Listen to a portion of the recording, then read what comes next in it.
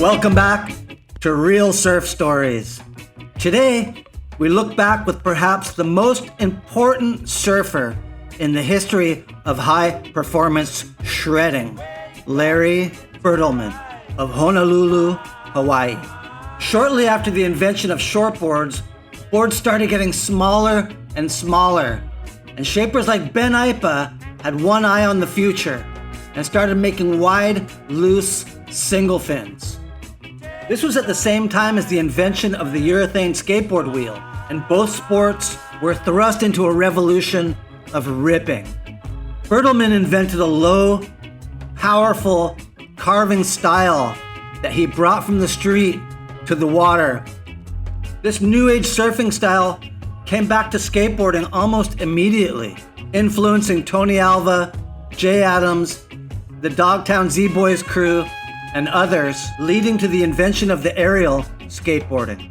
Once again, this immediately came full circle back to surfing, with the invention and perfecting of the aerial surfing by Kevin Reed and others.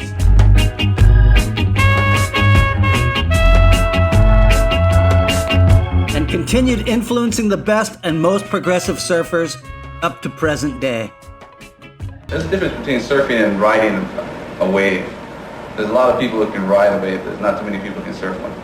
I started the hard off the bottom and off the top surfing in about 1970. I saw everybody doing straight line surfing, telegraphic cutbacks, and maybe bottom turn and hit the lip.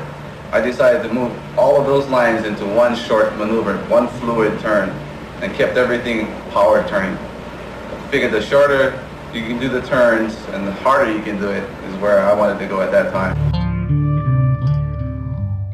And in order to get those turns in that short space, you would have to be low. I mean, you can't do it standing straight up. It's very, very hard. It's not impossible, but it's very, very hard. And being low, your low center of gravity, you can hit all the turns and keep holding speed all the way through. And I figured all of that out just by keep on doing it. By seeing it in your head. Once I see it in my head, then I can do it. Otherwise, it's not there. And then once I do it, then everybody else can do it. Well, I was in martial arts for a long time. I wanted to learn application of power. And surfing, for me, basically is application of power. You wait and unweight all the time. You wait into the turn, you unweight. So you drift across, and then you land again, you wait down again, and you press out again, then you carry speed. And into the cutback, I'm compressing, and once I stretch my legs out, the arms go this way because that's just perfect. You have to be that way. If you had it like this, you never make it. Or even if you stuck your hand straight up, you won't make it. It's just the balance that has to be exactly right for that. There's not a style, it's just necessity.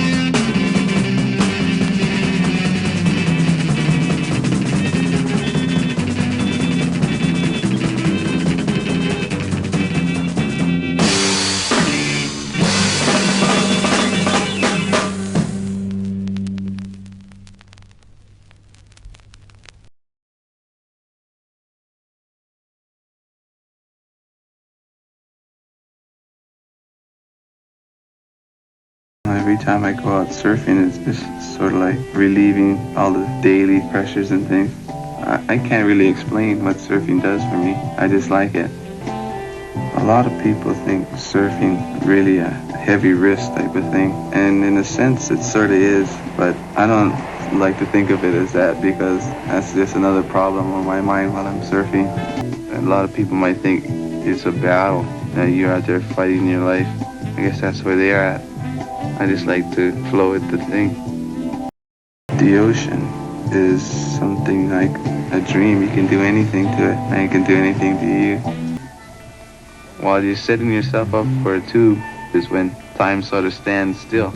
Right? Everything just slows down, and you can see what you're doing, what the wave's doing, yet it happens in 1 second.